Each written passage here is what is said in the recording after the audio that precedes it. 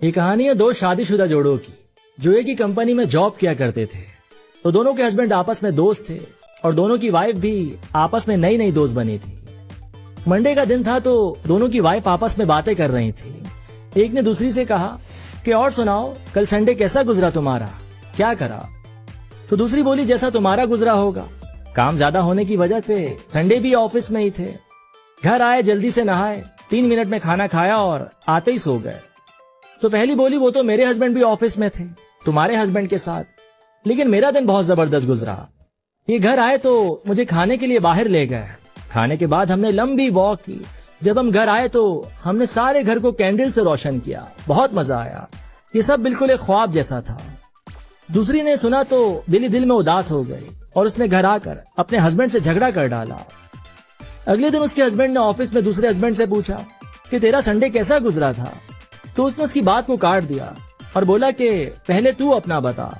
तो उसने कहा कि बहुत अच्छा, मैं घर गया तो हमेशा की तरह खाना मेज पर लगा हुआ था, बाल्टी गर्म पानी से भरी हुई थी, नहाकर थोड़ी थकन उतरी और खाना खाया और खाते ही सो गया।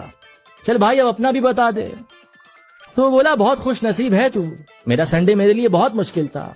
मैं घर गया तो खाना भी नहीं पका था क्योंकि मैंने बिजली का बिल अदा नहीं किया था, तो घर की बिजली कटी हुई थी। फिर मुझे बीवी को खाने के लिए बाहर ले जाना पड़ा। खाने का बिल इतना ज्यादा बन गया था कि वापस घर आने का किराया तक ना बच सका, तो हमें घंटों पैदल चलकर आना पड़ा।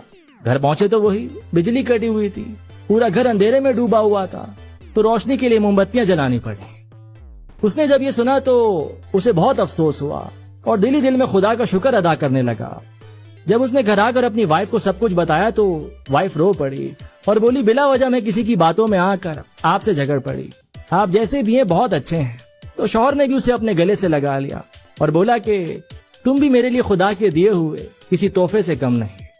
तो कभी भी किसी की बातों में आकर अपना घर खराब ना करें, मत झगड़ें। ये ना सोचें कि मुझसे ज्यादा खुश कैसे है, क्योंकि अक्सर लोगों के हालात बहुत बदतर होते हैं, लेकिन उनका पेश करने का अंदाज बहुत आला होता है, जो कि आपके घर को तबाह और बर्बाद कर सकता है।